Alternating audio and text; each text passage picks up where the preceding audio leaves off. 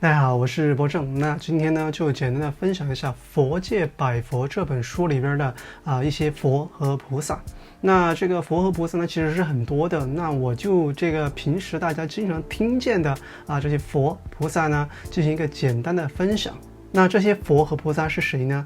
那他们背后又有什么故事呢？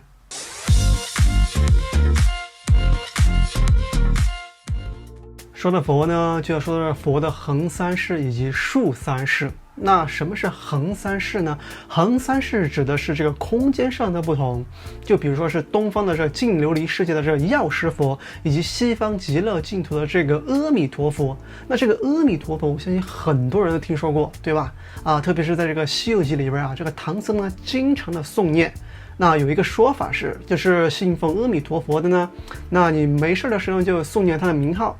那在往生以后呢，阿弥陀佛呢就会把他呢接引到西方极乐净土去。那所以呢，阿弥陀佛呢也叫做这个接引佛。那再就是我们自己所处的这个世界了，就是中间这个世界呢叫做婆娑世界。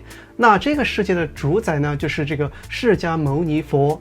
那如果对这个佛教这个宇宙观呢不是特别熟的呢，也可以去看我这期视频，那里边呢有一个简单的分享。刚刚说了佛的横三世，现在说这个佛的竖三世。那佛的竖三世呢，指的是时间上的不同，那指的就是过去、现在、未来。那过去呢就是这个燃灯佛，那现在呢就是释迦牟尼佛，那未来佛呢就是这个弥勒佛这个有一个说法，说是这个弥勒佛还没有成佛，那现在还是弥勒菩萨。那现在呢在这个兜率天呢进行讲法，那待到时间到了以后呢，他会转世为人，那再从人呢涅槃成佛，所以呢它叫做未来佛。现在来说说我们经常提到这个佛是哪一个佛呢？就是释迦牟尼佛。那释迦牟尼佛他本名叫做乔达摩悉达多。那为什么叫释迦牟尼呢？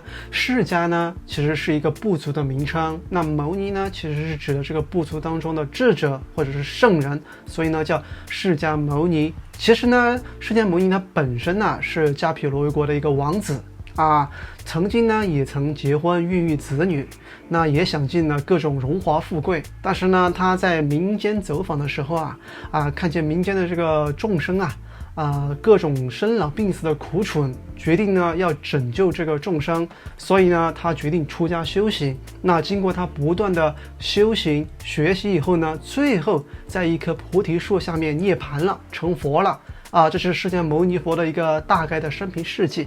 刚刚说了这个佛就是我们经常说的这个佛，就是释迦牟尼佛以外呢，现在说一下这个观音。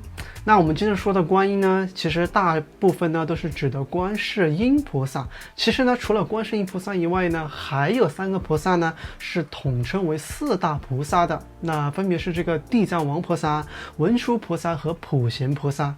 下面说一下这个观世音菩萨。大家对于观世音菩萨印象最深刻的应该是他每年过3次生日，对吧？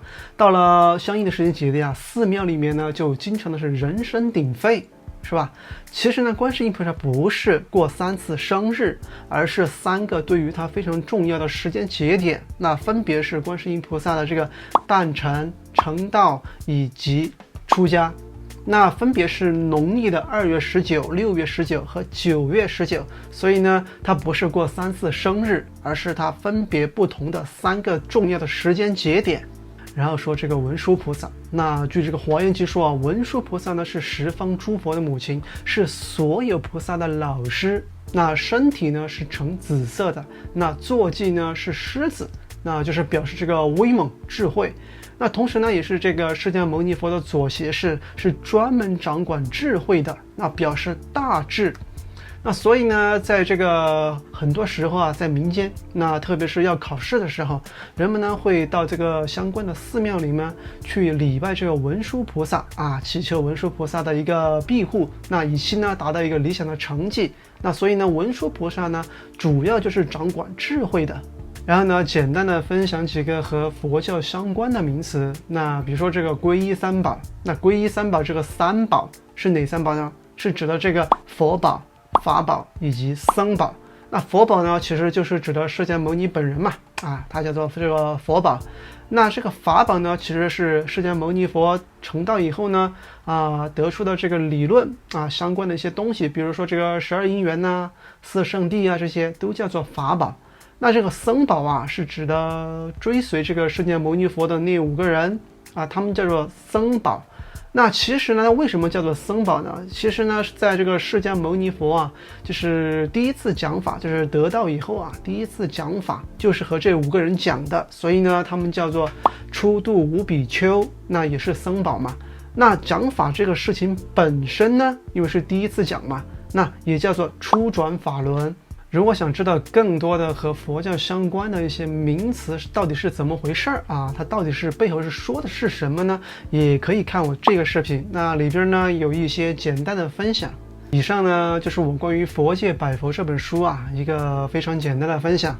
那我只是针对了大家经常听见的或者知道的佛以及菩萨的一个简单的分享。那大家知道这个佛教世界浩如烟海，什么经律论派别说法很多。那有兴趣的呢，可以自己去搜集相关的书籍来看。那这里呢就不做过多的这个分享解释。那我以上的内容呢可能会有这个不足或者说是错误的地方呢，也希望大家批评指正。那本期视频就是这样了，下次见，拜拜。